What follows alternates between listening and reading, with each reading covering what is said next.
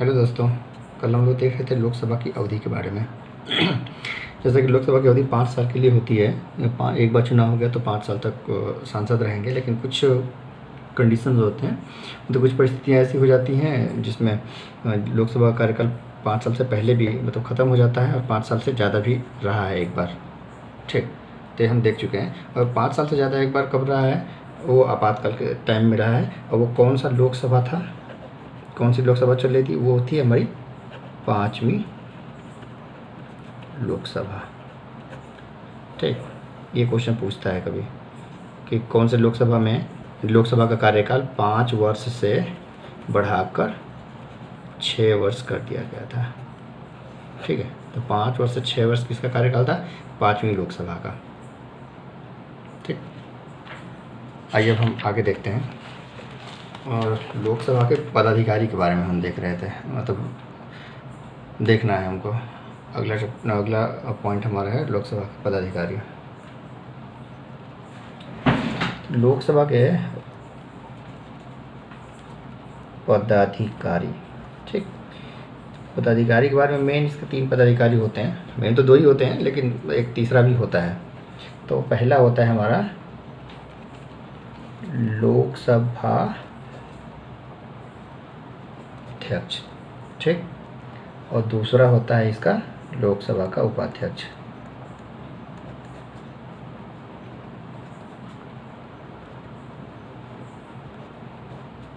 उपाध्यक्ष होता है, ठीक है। तो ये पहले हम लोकसभा के अध्यक्ष के बारे में देख लेते हैं। इसको बोलते हैं स्पीकर, ठीक है, लोकसभा स्पीकर। तो लोकसभा अध्यक्ष, लोकसभा अध्यक्ष के बारे में देखते हैं। लोकसभा अध्यक्ष का जो संवैधानिक प्रावधान है वो आर्टिकल मतलब अनुच्छेद 93 में है, ठीक है। अनुच्छेद 93 में इसका वर्णन किया गया है कि एक लोकसभा का अध्यक्ष होगा, ठीक। और इसका जो लोकसभा के अध्यक्ष का जो चुनाव होता है, ठीक है, जो लोकसभा के जो सदस्य होते हैं उन्हीं में से किसी एक सदस्य का होता है लोकसभा का चुनाव। मतलब उन्हीं में से कोई एक चुना जाता है लोकसभा का अध्यक्ष, वो कहीं बाहर से नहीं होता है। जैसे हमने राज्यसभा में देखा था, राज्यसभा में जो उसका सभापति होता है वो राज्यसभा का मेंबर नहीं होता है, वो उपराष्ट्रपति होता है। वो उपराष्ट्रपति होता है, राज्यसभा का मेंबर नहीं होता है, लेकिन फिर भी इसका सभापति वही होता है, और तो उसका अध्यक्ष वही होता है। लेकिन लोकसभा में जो लोकसभा का अध्यक्ष होता है, लोकसभा के जो सदस्य होते हैं उन्हीं में से एक होता है।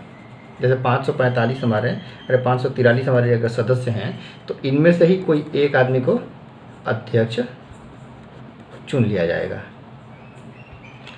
ठीक। इनमें से एक अध्यक्ष का चुनाव हो जाता है।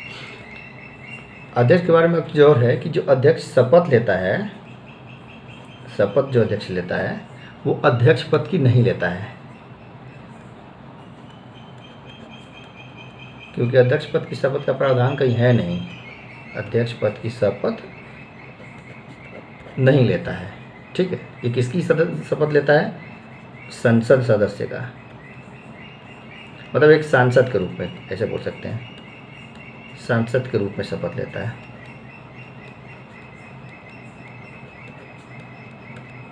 जैसे 545 सांसद, जो 543 सांसद हैं, इनको शपथ दिलवाई जाती है लोकसभा में, तो वही शपथ बस लेता ही है अध्यक्ष, और कोई अलग से शपथ नहीं लेता है। जैसे बाकी लोग हैं, अपना उनका पद बनता है, प्रधान राष्ट्रपति हुए तो राष्ट्रपति पद की शपथ लेंगे, ठीक है। प्रधानमंत्री है तो प्रधानमंत्री की शपथ लेंगे, या प्रधानमंत्री भी तो इसी की शपथ लेते हैं, ठीक।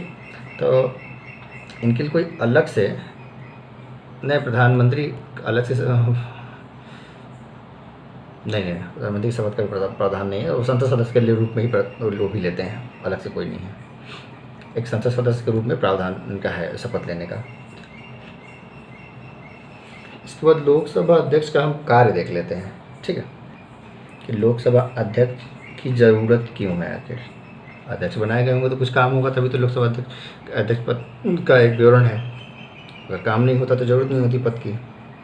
तो उसका पद का मतलब कुछ काम है, लोकसभा अध्यक्ष का कुछ काम है जिसके लिए उसका चुनाव किया जाता है। पहला काम क्या होता है कि जो लोकसभा होती है ना, जैसे मान लीजिए कि ये लोकसभा हो गई, ऐसे इन लोगों का बैठने का होता है, ऐसे लोग बैठते हैं, सारे लोग ऐसे लोग बैठ जाते हैं, तो यहाँ पर लोकसभा का अध्यक्ष बैठता है।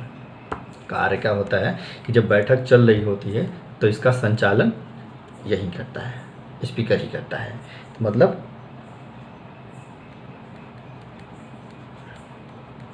लोकसभा का संचालन। तो इसका पहला काम क्या है कि लोकसभा का संचालन, मतलब ऐसे बोल सकते हैं लोकसभा का संचालन मतलब है लोकसभा की बैठक लिख लेते हैं, बैठक का संचालन करता है। ठीक, एक काम इसका ये हो गया। दूसरा इसका काम ये होता है, दूसरा बहुत इंपॉर्टेंट काम इसका ये है कि जब क्या बोलते हैं धन विधेयक आता है, धन विधेयक लोकसभा में, इसका निर्धारण यही करता है। ठीक है, कि कौन सा विधेयक धन विधेयक है, इसका निर्धारण कौन करता है? लोकसभा अध्यक्ष करता है। तो ये सवाल भी पूछा जाता है बार बार कि जो धन विधेयक है उसका निर्धारण कौन करेगा कि ये धन विधेयक है। कोई भी बिल लोकसभा में जाता है, ठीक, तो धन विधेयक है कि नहीं है वो डिसाइड लोकसभा अध्यक्ष ही करता है। एक कंडीशन हमारी क्या होती है कि संयुक्त बैठक होती है। संयुक्त बैठक मतलब ये होती है कि जैसे लोकसभा में कोई बिल गया, लोकसभा से पास होकर कोई बिल राज्यसभा में गया, राज्यसभा क्या किया, या तो उसको रिजेक्ट कर दिया और नहीं तो अपने पास ही रख लिया वैसे ही 60 दिन तक। तो उसमें क्या होता है, उस टाइम गतिरोध हो जाता है दोनों सदनों में, तो उस टाइम संयुक्त बैठक बुलाई जाती है।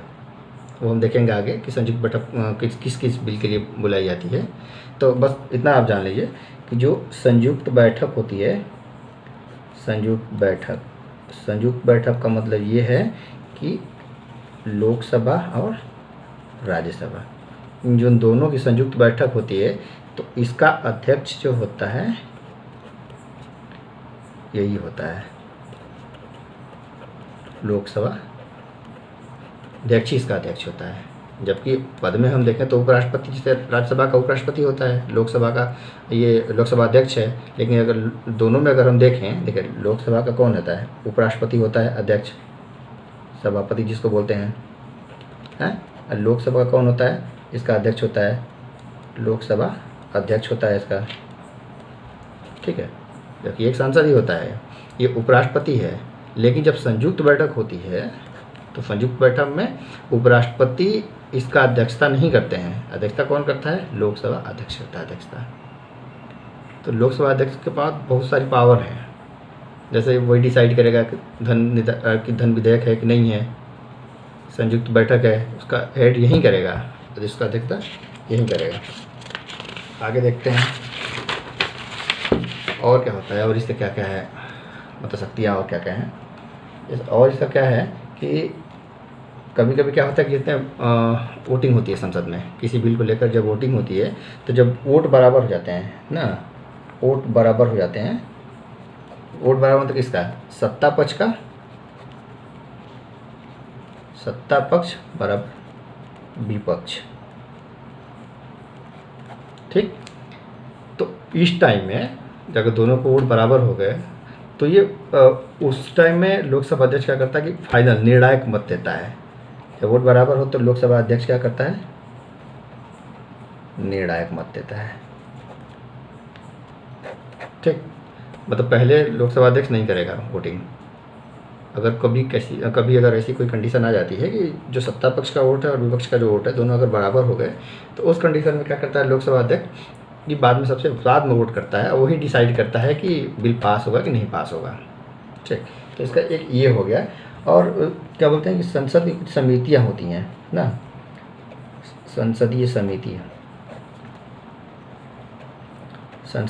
होती है। कुछ समिति दो तरह की, एक तो होती है अस्थाई और अस्थाई। ठीक है, और अस्थाई समिति में 4 तरह की होती हैं, प्राक्कलन समिति और क्या बोलते हैं लोक लेखा समिति, ऐसे 1-2 और समितियाँ होती हैं। ठीक, अस्थाई समिति में कुछ समितियाँ होती हैं। तो जो संसदीय समिति होती है उसका ये क्या होता है? सदस्य होता है। सारे संसदीय समिति का ये सदस्य होता है, एकदम कंपल्सरी सदस्य होता है ये। ठीक, और हाँ एक मिनट इसका जो निर्णायक मत होता है ना बराबर वाले में, तो इसमें क्या होता है, ये एक इसका प्रावधान किया गया एक आर्टिकल में। ठीक है, एक आर्टिकल है 101(1). ठीक है, 101(1).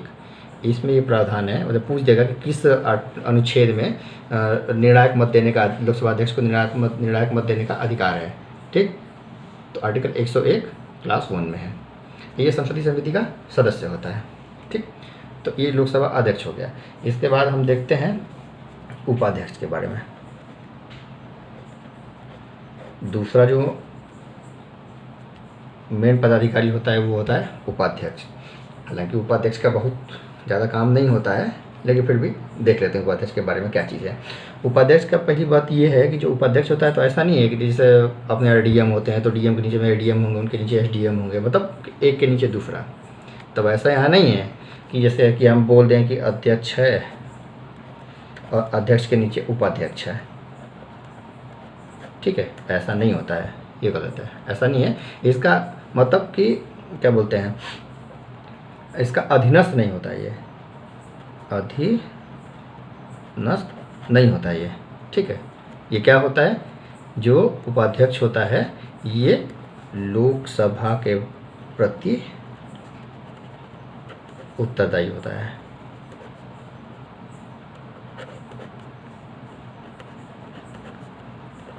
लोकसभा के प्रति उत्तरदायी होता है। ठीक है, एक इसका विशेषाधिकार है, विशेषाधिकार कुछ एक है इसका।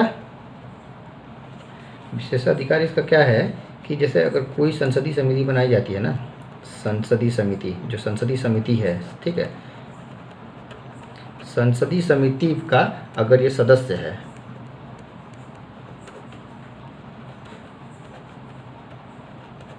अगर किसी संसदीय समिति का अगर ये सदस्य है तो उसको ये विशेषाधिकार है कि उसका अध्यक्ष, जो संसदीय समिति है उसका अध्यक्ष कौन बनेगा, ये जो लोकसभा का उपाध्यक्ष है यही बनेगा। तो मतलब क्या है कि कोई जैसे संसदीय समिति हम इसमें देखें हैं, इसका सदस्य क्या बोलते हैं, अध्यक्ष, लोकसभा अध्यक्ष होता है, संसदीय समिति का सदस्य होता है ना, हर संसदीय समिति का सदस्य होता है। लेकिन अगर उपाध्यक्ष भी इस समिति का सदस्य है तो ये उपाध्यक्ष ऑटोमेटिक उस समिति का अध्यक्ष बन जाता है। ठीक है, जैसे मान लीजिए प्राक्कलन समिति है, प्राक्कलन समिति, ठीक है, प्राक्कलन समिति है जैसे, तो प्राक्कलन समिति में जैसे 15 और 7 मेंबर ऐसे होते हैं। ठीक है, तो अगर उसमें सदस्य कौन कौन है, एक तो अगर अध्यक्ष भी है, उपाध्यक्ष भी है, ठीक है, तो समिति का भी कोई समिति बनी है तो इसका भी कोई अध्यक्ष उपाध्यक्ष बनेगा ना। तो इसका जो इसका जो अध्यक्ष बनेगा वो ये जो लोकसभा अध्यक्ष है वो नहीं बनेगा, जो उपाध्यक्ष है अगर उसका मेंबर है तो ऑटोमेटिक ये उपाध्यक्ष इसका अध्यक्ष बन जाएगा, बाकी लोग इसके सदस्य बन जाएंगे। ठीक, एक चीज़ और देख लेते हैं दोनों के बारे में। ये क्या है कि हाँ, इनका ये बोलते हैं क्या बोलते हैं, त्यागपत्र। ठीक,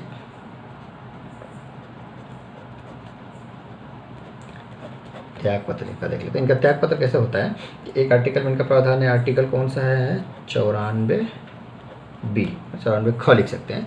तो जो त्यागपत्र है इसमें क्या होता है कि जो लोकसभा का अध्यक्ष होता है वो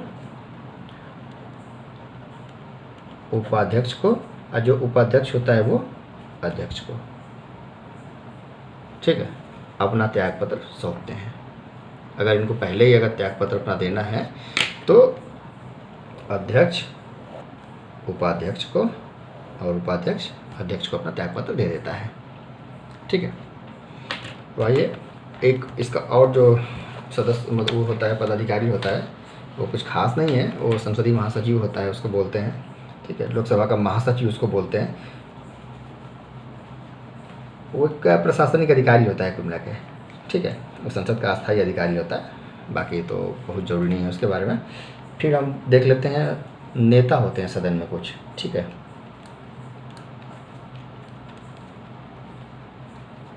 सदन में कुछ नेता होते हैं। देखिए सदन में नेता, तो एक तो पहला क्या होता है हमारा, एक सदन का नेता होता है। ठीक है, उसको बोलते हैं सदन का नेता, एक सदन का नेता होता है। अब दूसरा होता है विपक्ष का नेता। ठीक है, बोलता है नेता विपक्ष बोलते हैं, एक सदन का नेता। तो सदन का नेता जो होता है ना वो होता है हमारा प्रधानमंत्री, लेकिन कंडीशन क्या है कि अगर ये लोकसभा का सदस्य हो तब इसका मतलब कुल मिला के ये है कि प्रधानमंत्री मोदी जी जो हैं ये लोकसभा से चुने गए हैं। तो इस टाइम अगर हम सदन का नेता पूछेंगे, लोकसभा में सदन का नेता कौन है, तो प्रधानमंत्री मोदी जी हैं, ठीक। लेकिन इससे पहले जो मनमोहन सिंह थे,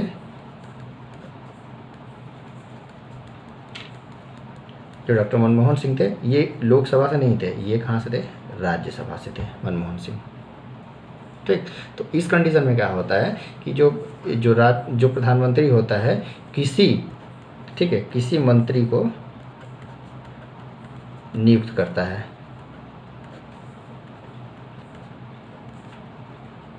सदन के नेता के रूप में।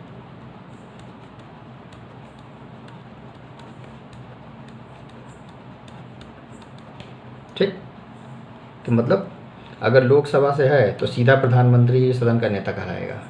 अगर प्रधानमंत्री लोकसभा से नहीं, अगर प्रधानमंत्री राज्यसभा से है तो वो किसी दूसरे मंत्री को नियुक्त करेगा कि वो सदन का नेता हो, ठीक है। एक फिर होता है विपक्ष का नेता हमारा, ठीक है।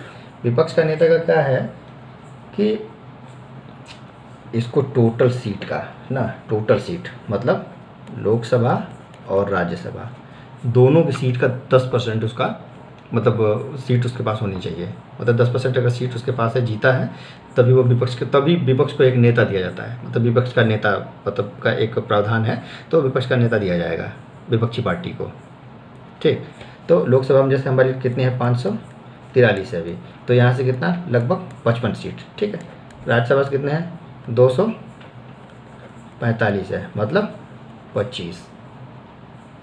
तो जिस पार्टी को लोकसभा इलेक्शन में 55 वोट कम से कम, ठीक है, और 55 वोट मिला और 55 सीट मिला हो उसको, और राज्यसभा में ऑलरेडी उसके 25 सांसद हों, तभी उस पार्टी को विपक्ष का नेता मिलता है, ठीक है। और विपक्ष का जो नेता होता है, ठीक, विपक्ष का नेता, विपक्ष का नेता जो होता है, इसका जो क्या बोलते हैं ना, जो स्थान होता है एक कैबिनेट मंत्री के बराबर होता है, ठीक है। कैबिनेट मंत्री के बराबर इसको सारी सुविधाएं मिलती हैं, ठीक है।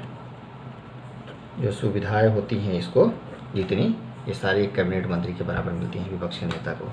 तो वर्तमान में विपक्ष का कोई नेता नहीं है, क्योंकि जो विपक्षी पार्टी है सबसे बड़ी है इंडियन नेशनल कांग्रेस, ठीक है। और कांग्रेस के पास है कितना सीट, 52, चाहिए कितनी, 55। तो इसलिए ये कौन सी लोकसभा है, 17वीं लोकसभा है, इसमें विपक्ष का नेता नहीं है, ठीक। तो सदन का नेता हो गया, विपक्ष का नेता हो गया।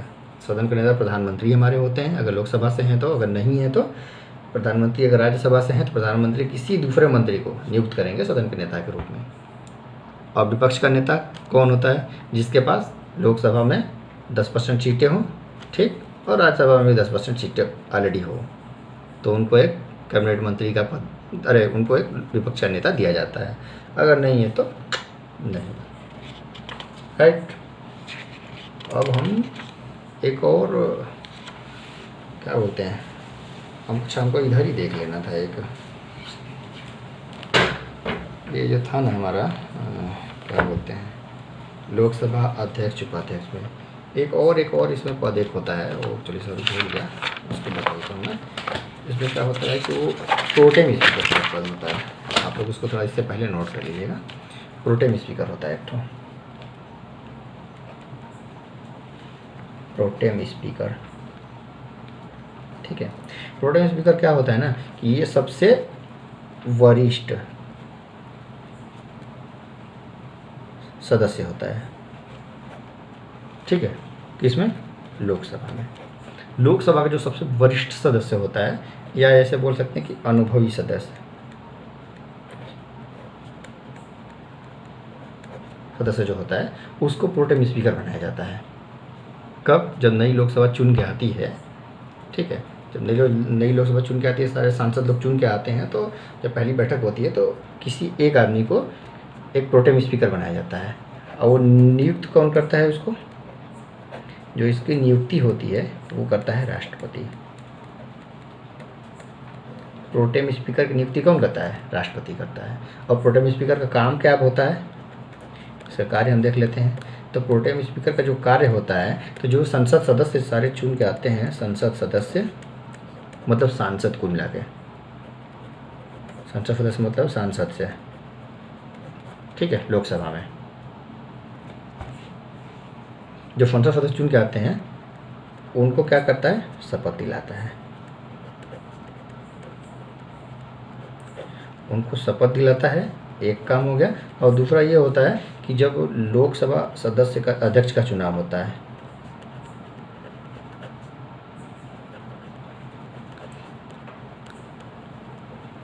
के चुनाव में ये क्या करता है? सहायता करता है, ठीक है।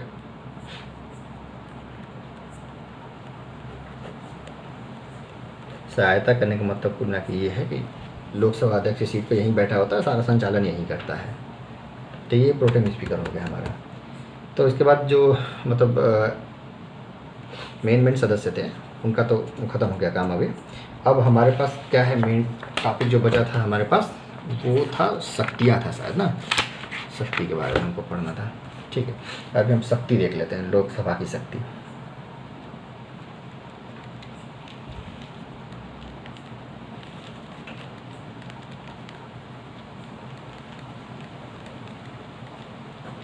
देखिए, शक्तियों को हम दो भाग में बांट सकते हैं चाहे तो।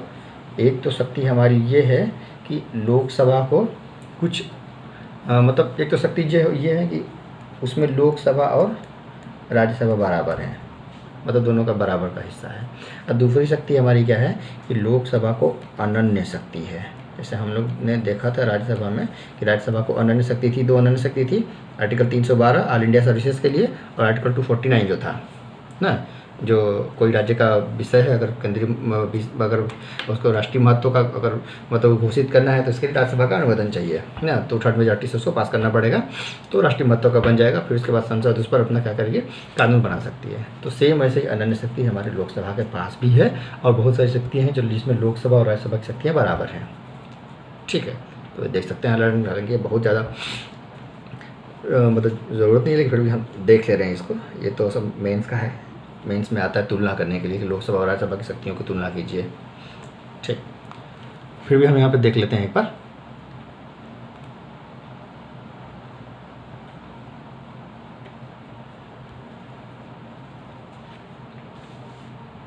हाँ, पहली शक्ति जिसमें लोकसभा और राज्यसभा बराबर है, ठीक। बराबर वाला हम जैसे ये देखते हैं कि क्या होता है कि जब हमको क्या करता है ना, संविधान संशोधन करना होता है, ठीक है। अगर संविधान संशोधन करना है, देखिए संविधान संशोधन में लोकसभा राज्यसभा के बराबर सीट है, मतलब बराबर शक्ति रखता है संविधान संशोधन में। दूसरा ये होता है कि जैसे अगर राष्ट्रपति, ठीक है, पर महाभियोग अगर लगाना है, महाभियोग का मतलब राष्ट्रपति को पद से हटाना, ठीक है। तो पद से हटाने के लिए दोनों संसद के दोनों सदन में ना उसके लिए प्रस्ताव लाया जाता है कि राष्ट्रपति को हटाना है, ठीक। तो देखते हैं, मतलब देखिए कि जब संविधान संशोधन करना होता है तब, और राष्ट्रपति पर जब महाभियोग लगाना होता है तब, फिर और भी है जैसे कि सुप्रीम कोर्ट और हाई कोर्ट के अगर जजों को जब हटाना हो, ठीक, तब भी लोकसभा का राज्यसभा के बराबर एकदम शक्ति है, ठीक है। अब इसे कुछ अनन्य शक्तियाँ हैं। अनन्य शक्ति मतलब कि कुछ ऐसी शक्तियाँ हैं जिनसे राज्यसभा से कोई मतलब ही नहीं है, सिर्फ लोकसभा से ही मतलब है। अगर लोकसभा पास कर लिया मतलब पास, राज्यसभा के पास इतनी भी शक्ति नहीं कि उसको रोक सके या उसको बदलवा सके कुछ भी, ठीक है। तो ऐसी ही शक्ति एक है धन विधेयक। अगर धन विधेयक है तो धन विधेयक के मामले में धन विधेयक के मामले में राज्यसभा के पास सिर्फ इतनी ही शक्ति है कि वो 14 दिन तक उसको खाली रोक सकता है, वो खाली बस बोल सकता है कि ठीक है थोड़ा सा परिवर्तन कर लिए इसमें, लेकिन अगर लोकसभा कोई चेंजिंग नहीं करता है तो राज्यसभा कुछ नहीं करेगा। तो धन विधेयक के मामले में लोकसभा के पास में अनन्य शक्ति है। ठीक है, मतलब धन विधेयक क्या होता है, मतलब धन विधेयक की जो शुरुआत ही होती है लोकसभा से ही होती है, मतलब ऐसा बोल सकते हैं शुरुआती जो धन विधेयक की होती है लोकसभा से होती है, क्योंकि राज्यसभा से कोई मतलब ही नहीं है उससे। धन विधेयक केवल लोकसभा में प्रस्तुत होता है, मतलब पहले ये भी क्वेश्चन पूछता है कई बार कि धन विधेयक से पहले किस क्या बोलते सदन में प्रस्तुत होता है, तो लोकसभा में प्रस्तुत होता है। ठीक है, दूसरा पावर इसका क्या है कि इसका कार्यपालिका के ऊपर पूरा नियंत्रण होता है। कार्यपालिका मतलब एक बोल सकते हैं सरकार के ऊपर। ठीक है, सरकार के ऊपर पूरा नियंत्रण होता है किसका, लोकसभा का। कैसे, अगर यहाँ पे क्या बोलते हैं, अगर ला दे हम अविश्वास प्रस्ताव, ठीक है, no confidence motion, no confidence motion अगर लोकसभा में लाया जाता है, ठीक, अगर वो पास नहीं होता है तो मतलब कि जो सरकार होती है वो गिर जाती है। ठीक है, तब प्रधानमंत्री को और जो काउंसिल ऑफ मिनिस्टर हैं सबको इस्तीफा देना पड़ जाता है। ठीक है, confidence motion, no confidence motion अगर पास हो जाता है लोकसभा में, पारित हो जाता है, तो क्या होता है कि प्रधानमंत्री को और काउंसिल ऑफ मिनिस्टर मतलब मंत्रिपरिषद को, ठीक है, प्रधानमंत्री सहित पूरा मंत्रिपरिषद को इस्तीफा दे देना पड़ता है। तो इतनी शक्ति है लोकसभा के पास में। ये तो धन विधेयक के मामले में पूरी की पूरी शक्ति है, सरकार के ऊपर पूरा इसका नियंत्रण है। और तीसरा जो एक और है, तीसरा ये है कि क्या बोलते हैं, संयुक्त बैठक होती है। जब संयुक्त बैठक होती है, संयुक्त बैठक क्यों होती है, हमने पिछले देखा था कि संयुक्त बैठक में लोकसभा को ज़्यादा पावर होता है। ठीक है ना, हाँ, तो संयुक्त बैठक में क्या होता है ना कि मतलब ये कब होता है कि जब दोनों सदन में कुछ मतलब गतिरोध हो जाए, आपस में वहीं लफड़ा हो जाए। जैसे अभी बताया था ना मैं कि अगर यहाँ से एक लोकसभा से बिल जाके राज्यसभा में जाए तो राज्यसभा क्या करे कि उसको रोक ले, 60 दिन तक कुछ करे ही नहीं उस पर, या तो रिजेक्ट कर दे उसको, तो फिर दोनों में गतिरोध हो जाता है।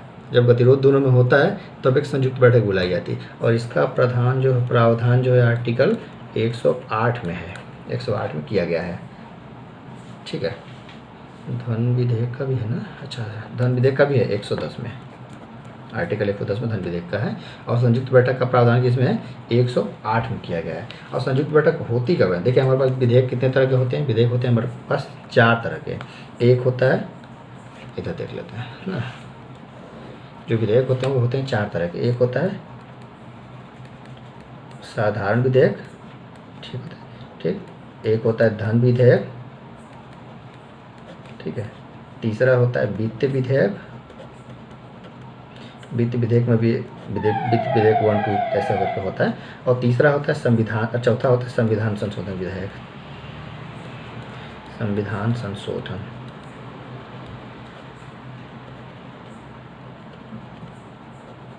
ठीक, तो इसमें देखिए क्या होता है कि जो वित्त विधेयक है, धन विधेयक है, यहाँ हमने देख लिया कि पूरी की पूरी शक्ति लोकसभा के पास है। ठीक है, तो इससे कोई मतलब नहीं है, संयुक्त बैठक से कोई मतलब ही नहीं है इससे, क्योंकि पूरी की पूरी शक्ति लोकसभा के पास है, तो संयुक्त बैठक का कोई सवाल ही नहीं है। ठीक, दूसरा है संविधान संशोधन। तो संविधान कोई भी संशोधन होता है, जब संविधान संशोधन होता है, यहाँ पर हमने देखा है कि लोकसभा राज्यसभा के बराबर है। ठीक, तो जब संविधान संशोधन लोकसभा राज्यसभा के बराबर है तो यहाँ भी गतिरोध होने का कोई सवाल ही नहीं है, क्योंकि दोनों को ही देना पड़ेगा। ठीक, तो मतलब कि धन विधेयक को छोड़िए, संविधान संशोधन छोड़िए, अब जो 2 बचा है हमारा, वित्त विधेयक, ठीक है, और साधारण विधेयक जो हमारा है। ठीक है, इन दोनों के मामले में अगर कोई गतिरोध होता है तो संसद में क्या होता है, संयुक्त बैठक होती है। और संयुक्त बैठक, ठीक है, संयुक्त बैठक होती है। और संयुक्त बैठक की जो अध्यक्षता करता है वो कौन करता है, अभी हमने देखा है लोकसभा अध्यक्ष। हालांकि ये पावर नहीं बता रहा हूँ मैं, ऐसे बोल दिया कि लोकसभा अध्यक्ष इसकी अध्यक्षता करता है। इसका पावर क्या है, शक्ति क्या है? शक्ति ये है कि हमको पता है कि लोकसभा में कितने मेंबर हैं, 543, राज्यसभा में 245। संख्या किसकी ज़्यादा है? लोकसभा की। ठीक, इनकी कितनी है? 245। तो जब संयुक्त बैठक होगी तो किसी मुद्दे पे अगर वोटिंग होती है, अगर किसी मुद्दे पे वोटिंग होती है तो इसकी सीट तो इसी के पास ज़्यादा है, तो हर जगह इसका क्या रहेगा? प्रभाव ज़्यादा रहेगा।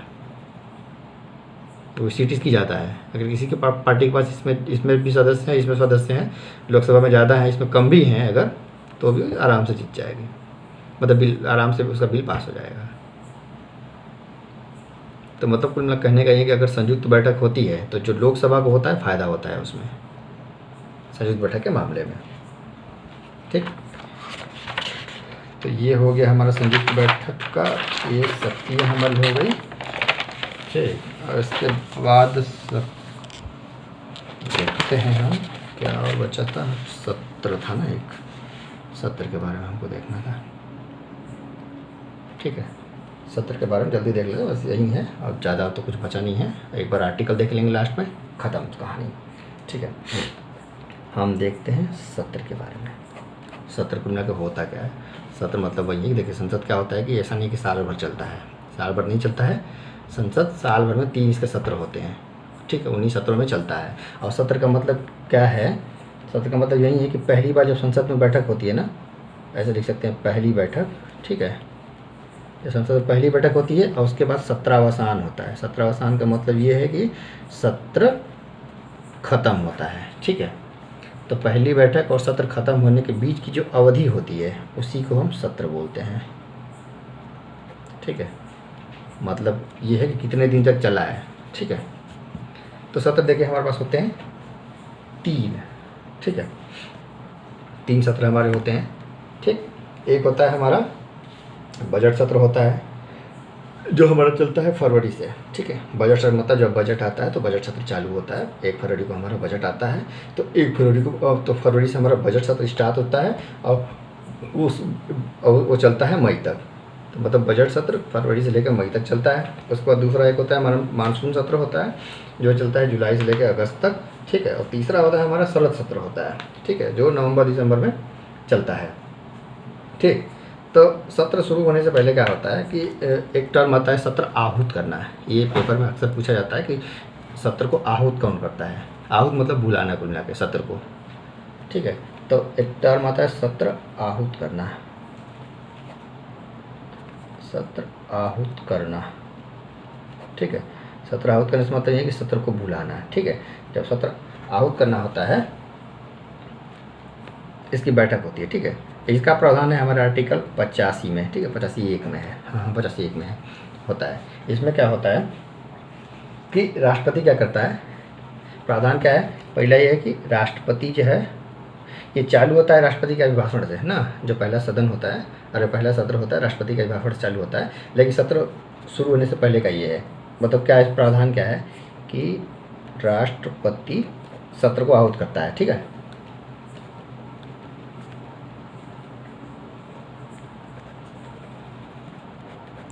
सत्र आहूत करता है मतलब क्या करता है, बुलाता है। सीधा सीधा मतलब उसका यही है। ठीक, और दूसरा इसमें क्या होता है, सत्र आहूत करने का मतलब कि सत्र को बुलाता है। और दूसरा कंडीशन इसमें फिर क्या है कि 2 सत्र होते हैं ना, उनके बीच मैक्सिमम 6 माह से ज़्यादा का गैप नहीं हो सकता है। ठीक है, तो 2 सत्रों के बीच अधिकतम कितना, 6 माह का गैप होता है। ठीक है, मतलब 6 महीने का ही अंतर होता है 2 सत्रों के बीच में, इससे ज़्यादा का अंतर नहीं होता है। 6 माह से मतलब ये कि जैसे पहला सत्र जब खत्म हो गया मतलब उस टाइम से लेके और जो दूसरा सत्र शुरू हो रहा है, उन दोनों के बीच में 6 महीने से ज़्यादा का गैप नहीं होना चाहिए कुल मिला के, जो नेक्स्ट वाला सत्र है। तो राष्ट्रपति का वही काम है कि सत्र को आहूत करना है, सत्र को बुलाता है और दूसरे 2 सत्रों के बीच 6 महीने से ज़्यादा का गैप नहीं होने देता है, उससे पहले वो भू सत्रों को बुला लेता है। ठीक है, और जो संसद के सत्र होते हैं वो देख लेते हैं हम।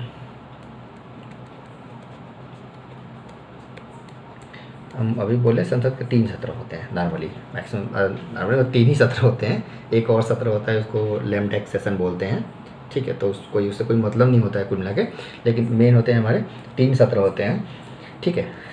तो ये 85 में ही होगा ये भी, ठीक है। आवत करना 85 तो ये भी 85 में ही है। संसद के 3 सत्र होते हैं। देखिए पहला सत्र हमारा क्या होता है, बजट सत्र होता है, ठीक है। ये कब से चलता है, फरवरी से मई तक चलता है, ठीक है। दूसरा होता है हमारा बजट के बाद में होता है हम बजट के बाद में होता है बरसात है ना, मानसून सत्र होता है, ठीक है। ये चलता है जुलाई से अगस्त में। और तीसरा होता है गर्म ठंडा वाला शरद सत्र, ये चलता है नवंबर से दिसंबर तक, ठीक है। तो ये होता है सबसे छोटा सत्र होता है।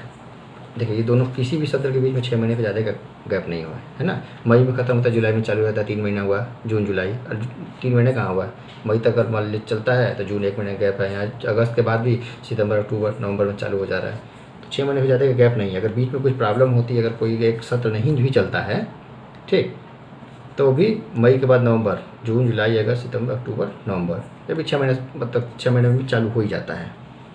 तो मतलब किसका ऐसा प्रावधान है। तो ये 3 सत्र होते हैं, ठीक है। ये जो सत्र की शुरुआत होती है ना, सत्र की शुरुआत किससे होती है, राष्ट्रपति के नहीं अभिभाषण से होती नहीं, इसकी शुरुआत बजट सत्र की शुरुआत होती है राष्ट्रपति के बजट सत्र की भी शुरुआत बोल सकते हैं, क्योंकि पहला सत्र तो यही है ना वैसे भी, राष्ट्रपति के अभिभाषण से, ठीक है। राष्ट्रपति का भाषण होता है मतलब, लेकिन जो हमारे मंत्रिपरिषद होते हैं लिखा उनके द्वारा होता है, जो मंत्रिपरिषद लिख के देते हैं आपको राष्ट्रपति वही बोल देते हैं चुपचाप, ठीक है। ये भाषण होता है। और उसके बाद में क्या होता है बजट सत्र में, ये बजट क्या होता है, एक तो प्रस्तावित होता है और उसके बाद में पारित होता है। मतलब बजट को पास होना भी ज़रूरी होता है। अगर बजट पास नहीं होता है मतलब सरकार के पास बहुमत नहीं है तो सरकार गिर जाएगी, तो इसलिए बजट को पास भी करना होता है, ठीक। तो ये हमारे सत्र हो गए। सत्र कितने होते हैं, 3 सत्र हमारे होते हैं, बजट सत्र, मानसून सत्र, शरद सत्र, ठीक। और एक यहाँ के सत्र को ये क्वेश्चन आता है कि सत्र को आहूत कौन करता है, तो राष्ट्रपति करता है। 2 सत्रों के बीच अधिकतम कितने का गैप हो सकता है, 6 महीने का, ठीक है। 6 महीने के ज़्यादा गैप हो सकता है 2 सत्रों के बीच में, ठीक। पहला सत्र कौन सा होता है, बजट सत्र होता है। कब चलता है, ये फरवरी से मई तक होता है। मानसून सत्र कब होता है, जुलाई से अगस्त में चलता है, दूसरा सत्र होता है। और तीसरा शरद सत्र होता है जो नवंबर से दिसंबर तक चलता है, ये सबसे छोटा सत्र होता है, ठीक। जो बजट सत्र की शुरुआत होती है वो राष्ट्रपति के अभिभाषण से होती है। एक और भी है, देख लेते हैं, लैम डेक सेशन, वो हालांकि इसमें होता नहीं है, लैम डेक सत्र बोलते हैं। तो इसका मतलब क्या होता है कि जैसे नया लोकसभा का चुनाव हुआ ना, जैसे अभी 17वीं मान लीजिए लोकसभा का चुनाव हुआ, तो जो 16वीं लोकसभा है उसके सारे सदस्य एक बार बैठते हैं, ठीक है। उसके भी सारे सदस्य जो हारे हों चाहे जीते हों सारे के सारे उस टाइम बैठते हैं, तो उसको बोलते हैं लैम डेक सत्र ना, लैम डक, वो डेक डक है, लैम डेक सत्र बोलते हैं उसको, ठीक। लंगड़ी बत्तख जिसको बोलते हैं वो सत्र होता है। उसमें लैम डेक किसको बोलते हैं, जो हारे हुए सदस्य होते हैं उनका तो आखिरी जब होता है उसके बाद उनको सदन में बैठता नहीं होता है, तो जो हारे हुए सांसद होते हैं तो उन्हीं को बोलते हैं लैम डक। और जो सेशन होता है पूरा पुराने लोकसभा का उसको बोलते हैं लैम डक सत्र बोलते हैं, ठीक है। और हमारा कुछ बचा है अभी, पदाधिकारी हो गया, शक्तियाँ हो गया, सत्र हो गया। अच्छा हाँ, एक वो देख लेते हैं क्या बोलते हैं, हाँ एक गणपूर्ति होती है ना, कि कितनी कम से कम सीट चाहिए, मतलब कितने कम से कम सदस्य होने चाहिए कि संसद चले, ठीक। गणपूर्ति के लिए भी 1/10 सदस्य चाहिए कम से कम, ठीक है। सदस्य मतलब सांसद से मतलब है 1/10 सांसद कम से कम चाहिए। जैसे लोकसभा में 543 है तो कम से कम 55 लोग चाहिए, तभी लोकसभा चलेगा, नहीं तो नहीं चलेगा, लोकसभा स्थगित कर दी जाएगी। कुछ इसके टर्म भी हैं, अगर देखना चाहे तो। अच्छा, एक और देख लेते हैं। जमानत भी जब्त होता है ना इसमें। ऐसा नहीं कि कोई भी जो उठा भर दिया तो लोकसभा का फॉर्म, संसदीय का चुनाव लड़ लिया, ऐसा नहीं होता है। तो इसमें जमानत का भी प्रावधान किया गया है। तो मतलब अगर टोटल वोट का, ठीक है, जितने वोट पड़े हैं टोटल का 1/6 से अगर कोई भी कम पाया है, ठीक, तो उसकी जो जमानत राशि जमा होती है, मतलब फॉर्म भरते टाइम, नॉमिनेशन फॉर्म जब भरते हैं सांसद का, तो जमानत राशि जमा करनी होती है, ठीक। तो जमानत राशि जो वो जब्त कर ली जाती है। कितना होना चाहिए? 1/6 किसका? कुल वैध वोट का। अगर 1/6 से कम है, ठीक है, 1/6 से अगर कुल कम है कुल वैध वोट का, तो उनकी उस सांसद की जमानत जब्त कर ली जाती है, ठीक। एक दो टर्म है, जैसे क्या होता है ना कि संसद चलता है तो इसमें दो तीन टर्म आता है। एक स्थगन होता है ना, स्थगन होता है, सत्रावसान होता है और विघटन होता है, ठीक है। तो ठीक है, एक हल्का देख लेते हैं। स्थगन से मतलब ये होता है कि जैसे कोई सत्र चल रहा है, ठीक है, तो उसको कुछ टाइम के लिए, कुछ समय के लिए, कुछ समय के लिए, या फिर मतलब कुछ समय के लिए, या चाहे जब तक मन करे उसका, ठीक है, कुछ टाइम, कुछ दिन, ठीक है, उसके लिए जब ये विघटन होता है सत्र का। जैसे मान लीजिए कि वो बजट सत्र चल रहा है ना, बजट सत्र चल रहा है, ठीक, बजट सत्र चल रहा है, उसमें कुछ झगड़ा हो गया, झंझट हो गया, कुछ भी हो गया उसमें, तो क्या होता है कि जो लोकसभा अध्यक्ष होता है सत्र को स्थगित कर देता है, और ठीक है रुकिए, अब 2 घंटे बाद फिर से कार्रवाई शुरू की जाएगी, चाहे 2 दिन बाद शुरू की जाएगी। कुछ बोला ही नहीं, अनिश्चित काल तक चला जाएगा, वो कब तक है पता नहीं है। तो मतलब ये क्या है, एक स्थगन क्या होता है कि एक अस्थायी होता है ना, अस्थायी होता है सत्र को, मतलब इसमें सत्र को क्या बोलते हैं, रोका जाता है कुछ समय के लिए, कुछ समय के लिए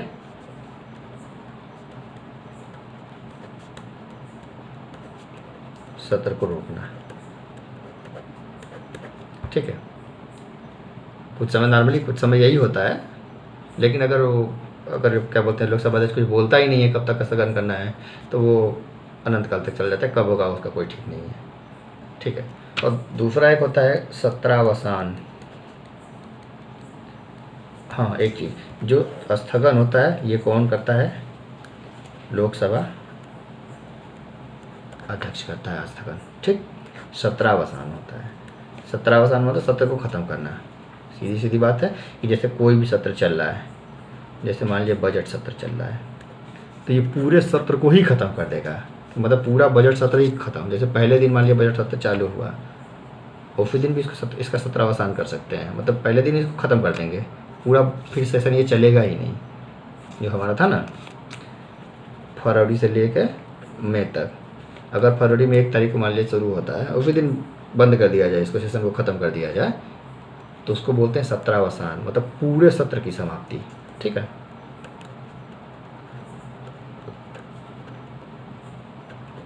ये कौन करता है? राष्ट्रपति करता है, ठीक है, ये इंपॉर्टेंट है। इसको कौन करता है? राष्ट्रपति करता है, ठीक। और तीसरा एक और हमारा है, इसको बोलते हैं विघटन बोलते हैं, ठीक है। विघटन मतलब क्या है? विघटन से मतलब ये होता है सदन का विघटन होता है इसमें, ठीक है। सदन का छोड़िए, इसमें विघटन क्या सदन का होता है। जैसे पूरा सदन ही, मतलब जैसे क्या बोलते हैं, राष्ट्र हमने देखा था कार्यकाल में 5 साल से पहले भी सदन ख़त्म हो जाता है, सदन का विघटन कर दिया जाता है, तो पूरा मतलब पूरा सदन ही विघटन हो जाता है, पूरे सदन का ही, ठीक। लोकसभा को इसमें भंग कर दिया जाता है,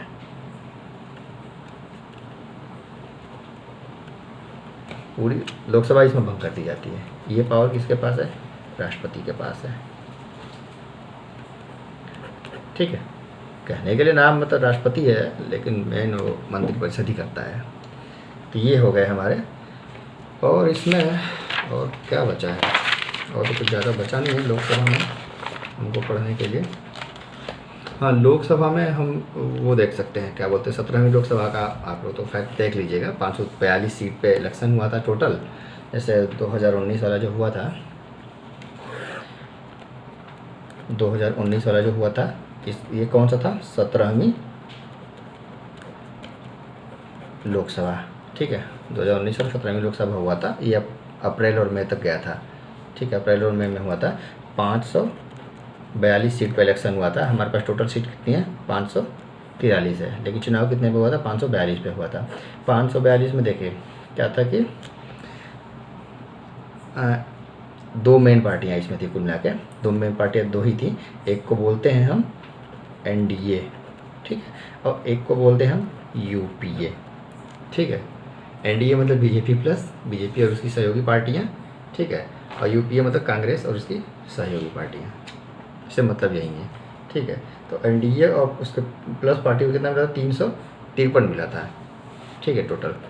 एनडीए मतलब बीजेपी प्लस, ठीक है, तो इसमें बीजेपी तो कितना मिला था इसको? 353, ठीक है। और यूपीए मतलब Congress, Indian national Congress plus, मतलब कांग्रेस और उसकी सहयोगी पार्टियाँ जो इसके साथ में गठबंधन में हैं, ठीक है। तो यूपीए को कितना मिला था? 91 सीट मिला था, ठीक है। टोटल 91 सीट यूपीए को मिला था। इसमें देखिए बीजेपी को 303 सीट मिला था अकेले बीजेपी को, ठीक है। जबकि बहुमत के लिए हमको कितना चाहिए? बहुमत के लिए 273 यही ना, 27 272 चाहिए, 272 चाहिए, लेकिन मिला था कितना बीजेपी को? 303 मिला था। कांग्रेस को कितना मिला था? वहीं 52 मिला था, ठीक है। इसमें ये देख लीजिए कि महिलाएं कितनी थी, 78 महिलाएं चुनी गई थी इसमें, ठीक। ये 353 हो गया, 91 हो गया, जो बचा खुचा होगा दूसरों पार्टियों को मिला होगा, अदर, ठीक। महिलाएं इसमें इतनी थी बाकी। और इसमें जो वोटिंग मतलब ज़्यादा हुई थी, 67% के आसपास कुछ वोटिंग इसकी हुई थी। जो वोटिंग हुई थी इसकी 67% के आसपास कुछ इसकी वोटिंग हुई थी, हाईएस्ट वोटिंग हुई थी इसकी, मतलब पिछले साल से ज़्यादा इसकी वोटिंग हुई थी, बस ये कह सकते हैं। और इसका कुछ हम आर्टिकल देख लेते हैं, जो आर्टिकल अभी हम पढ़े हैं सारे आर्टिकल को हम एक जगह में इकट्ठा देख लेते हैं, पूरे आर्टिकल को कितना कितना आर्टिकल था। तो हम आर्टिकल को चालू करते हैं उसके गठन से ही हमारा शुरुआत था ना, तो आर्टिकल गठन से हम चालू करते हैं। तो मेन आर्टिकल कल था हमारा गठन में था, ठीक है। महत्वपूर्ण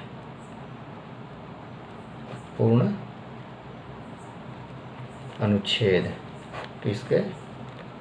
लोकसभा के महत्वपूर्ण अनुच्छेद, ठीक। पहला इसका अनुच्छेद है कि हम पहले क्या देखे थे? गठन देखे थे। तो गठन हमारा किस में था? 81 में था। 81 में कितना है? लोकसभा का मतलब के बारे में दिया गया कि एक लोकसभा होगा, ठीक। 80 में राज्यसभा का था, 79 में हमारा संसद के बारे में है। तो 81 में हमारा लोकसभा का गठन के बारे में है। अब उसके बाद हमने उसका देखा था सीट के बारे में देख लेते हैं, ठीक है।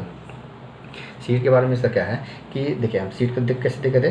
3 सीट को 3 पार्ट में डिवाइड किया था ना। एक तो राज्य की सीट थी, ठीक है, एक किसकी थी? यूटी की, मतलब केंद्र शासित प्रदेश की सीट थी, और एक एंग्लो इंडियन की सीट थी।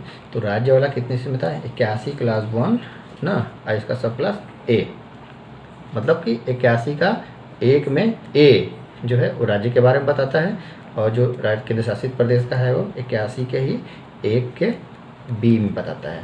और इंग्लैंड जो था हम देखे थे 331 में था, ठीक है। और उसके बाद में जो सीट का बंटवारा जो हुआ है कि किस स्टेट को कितनी सीटें हैं, मेन परिसीमन आयोग का वो काम है, लेकिन उसका भी प्रावधान किस में है? आर्टिकल 82 में है परिसीमन का, परिसीमन आयोग, परिसीमन आयोग छोड़िए, मतलब आर्टिकल 82 में जो सीटों का बंटवारा है राज्यवार इसमें दिया गया है, ठीक। एक हमारा इलेक्शन वाले में था ना, निर्वाचन में तो कुछ आर्टिकल ऐसा था नहीं, लेकिन इसमें एक संशोधन था, ठीक है। संशोधन ये था कि पहले उम्र कितनी थी? 21 साल थी ना, 21 साल थी। 21 साल से कितना कर किया गया इसको? 18 साल किया गया। ये किस संशोधन में किया गया? ये किया गया 61वां संविधान संशोधन, कॉन्स्टिट्यूशन अमेंडमेंट एक्ट 1988 में, ठीक है। ये कब से लागू हुआ था? मार्च 1989 तब से लागू हुआ था, ठीक है। तो 61वां संविधान संशोधन में उम्र 21 साल से घटाकर 18 साल तक कर दिया गया था। ठीक है, और ये तो निर्वाचक के लिए है ना, निर्वाचन में मतलब किसके लिए ये है, वोटर के लिए है। ठीक, लेकिन अगर जो कैंडिडेट है, जो सांसद है, तो उसके लिए हम देख लेते हैं उम्मीदवार के लिए भी है ना, जो उसकी उम्र 25 साल है, 25 साल उम्र होती है, तो उसका भी प्रावधान किया गया है। इसमें किया गया है 84 में है। ठीक है, 84B में उम्मीदवार की उम्र का प्रावधान किया गया है।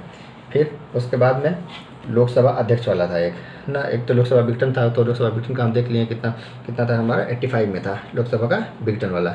फिर लोकसभा एक अध्यक्ष का था, लोकसभा अध्यक्ष किसमें है, लोकसभा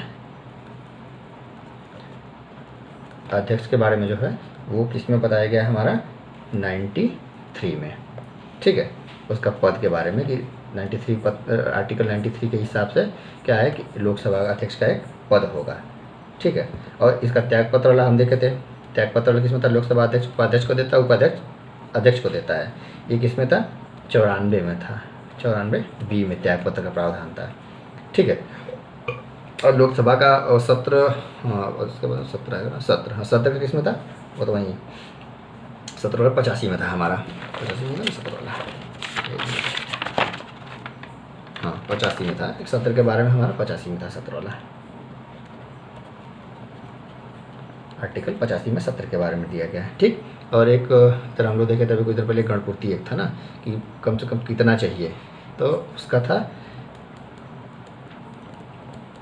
गणपूर्ति के लिए कितना था, मतलब 1/10 चाहिए कम से कम। ठीक है, 1/10 सदस्य होंगे तभी वो सेशन चलेगा। इसका प्रावधान किसमें है, आर्टिकल 100 में है, 100 का क्लास 3 में है, सब क्लास 3 में। ठीक, तो लोकसभा के बारे में लगभग सारा चीज़ कवर हो गया है। मेरे हिसाब से लगता है कुछ बचा नहीं है, मेंस के टॉपिक के हिसाब से तो बहुत कुछ बचा है, लेकिन प्रीलिम्स के हिसाब से अब सारे क्वेश्चन इसमें आपके लगभग कवर हो जाएंगे यूपीपीसीएस के। और मैं भी एक आपको PDF लिंक दे दूंगा नीचे, जिसमें घटना चक्र पूर्वावलोकन के सारे क्वेश्चन जो 2017-18 तक आए होंगे वो सारे क्वेश्चन होंगे, आपको सारे क्वेश्चन लगभग इसमें से मिल जाएंगे। तो आप इसका नोट्स बना लीजिए। बाकी बाय बाय, गुड नाइट।